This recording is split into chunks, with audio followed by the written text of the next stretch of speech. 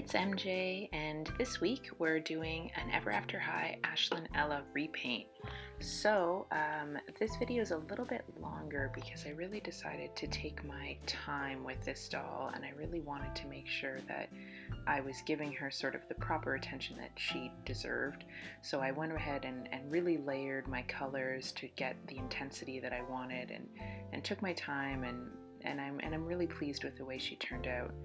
The idea here is I actually sort of got into doll customization because I'm a seamstress and I do a lot of sewing, and I actually find that with a lot of dolls I've been having so much fun doing the face ups that I then kind of, make a sort of basic face up, and then I put them in some factory clothes and put them on the shelf and call it a day. And I've been sort of yearning for a little bit more of a longer project. So this doll kind of started off, I had a basic idea of what I wanted to do with her face up, and then I was like, you know what, I'm going to make this a longer project. And so I think that her character is going to be kind of like a Druid priestess.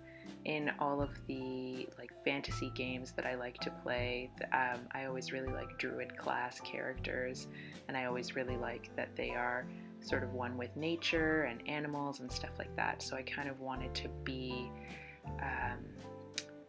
a sort of a more glam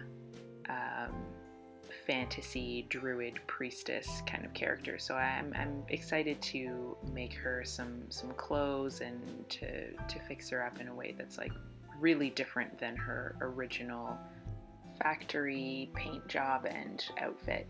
So I think she's gonna look really fierce when she's done, and I'm excited.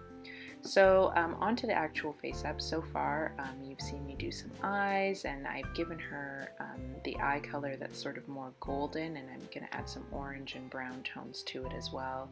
And I've given her a very dark brown lip, and in the corners of that lip I've used an even darker brown to give it a little bit of an ombre effect.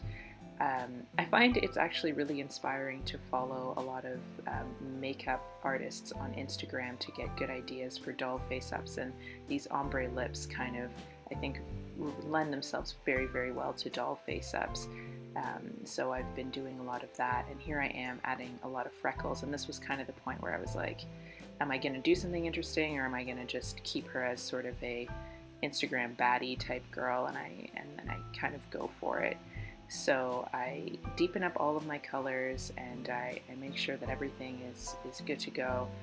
And then I started making this sort of sigil, emblem, gem thing on her forehead. So it's kind of a teardrop gem, and it's flanked by 2 crescent moons.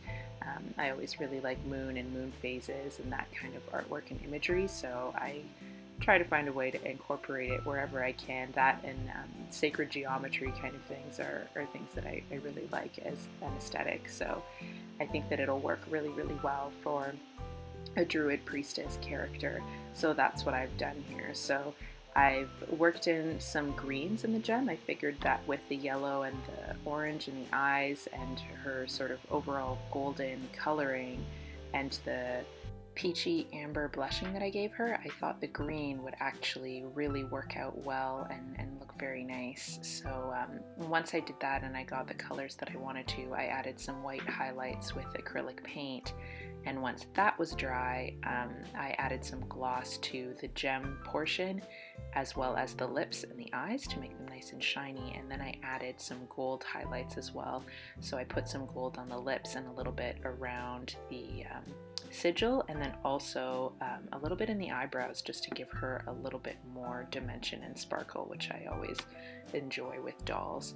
So this is the finished product for her face, and then stay tuned for upcoming series where I'll talk about how to pattern clothes and make something really cool for her to wear.